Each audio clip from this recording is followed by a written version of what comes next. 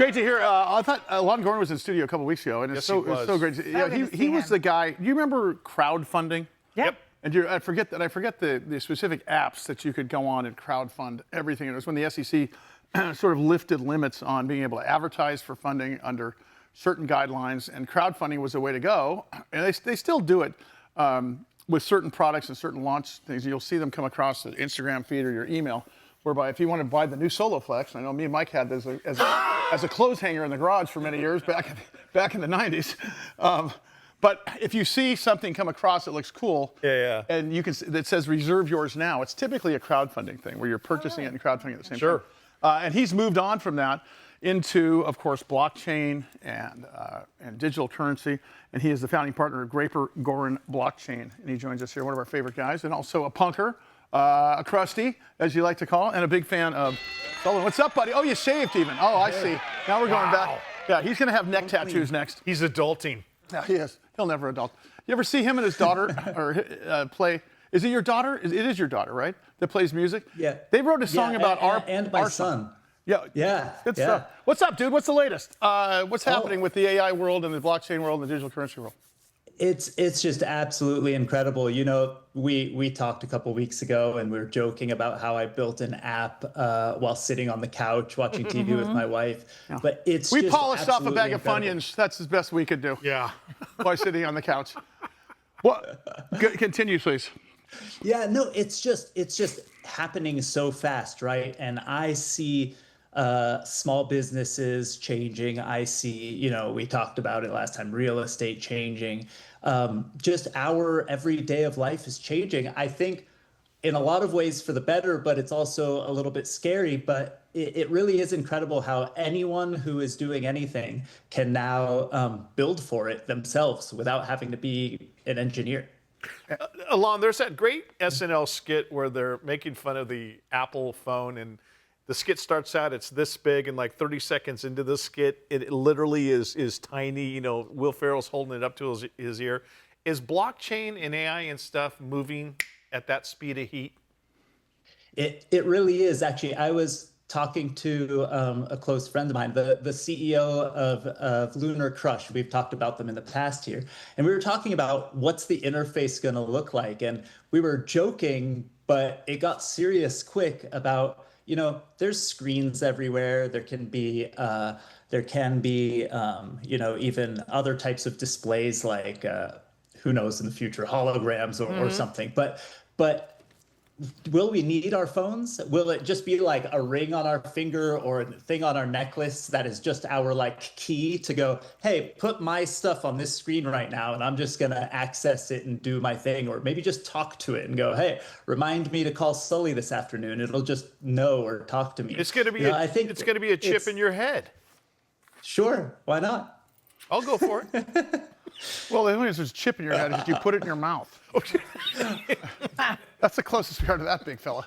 Hey, Alon, can I ask you this? Yeah. Are folks leaning more towards an adoption to the blockchain as opposed to Ethereum as a payment vehicle for goods and services? And the reason I don't mention Bitcoin is because it seems like Bitcoin is more of it's almost like the S&P, NASDAQ, and such, where it's an investment vehicle versus a transaction vehicle or currency vehicle.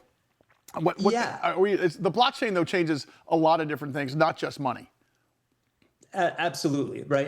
It's not just changing, money, but changing the way the average individual deals with money. We already think of our money as digital. We always talk about it, the same $50 you have in your pocket is there forever. Yeah, it's for tipping, exactly. And so we already feel like it's digital, but when it becomes increasingly digital behind the scenes, right, in those smart contracts, in just our average everyday transacting, I think it's just going to speed up the way we work. And with AI helping that, right, we might not realize it, but it's happening behind the scenes, fast, instantly. And, my bot's going to talk to your bot. They're going to work a deal. They're going to transfer money back and forth. And we're not going to have to worry about some of those things. And I think that's where digital currency steps up big time, right? So there isn't those rails that used to exist where Visa, MasterCard, and all the rest charge you, 20 cents minimum per transaction, or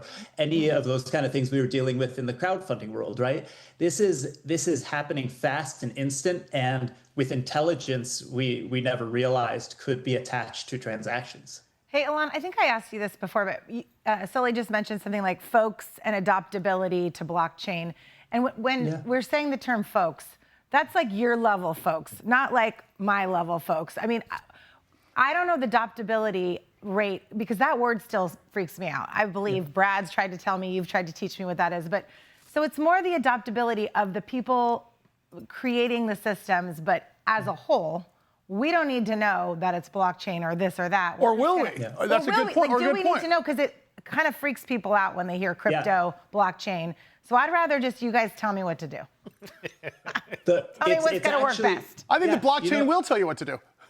It will tell you what to do. It will do things for you that you don't realize is happening, right? So Lit Financial, our mortgage company that we own a piece of, is going to be using something called Lit USD, a stable coin, which is just $1, as far as I know at the moment. Now, by the way, real quick on that stablecoin thing, why a stablecoin versus just using $1? Because the Genius Act recently passed, and the Genius Act said that for every dollar that a company has in treasury, they can issue $1 worth of a stablecoin, of a cryptocurrency. And because it's backed by that dollar. And you know what counts as money in a treasury? U.S. treasuries. So a mortgage company or a bank can be holding U.S. treasuries, which earn them a small percentage of interest. And for every one of those, they could also have a stable coin that they could deploy online and earn some more interest. So what happens when the treasury of a mortgage company now all of a sudden earns it double the amount of interest for holding that money in treasury? They should be able to bring the margins down for the consumer. They should be able to have better pricing or just be a more profitable company.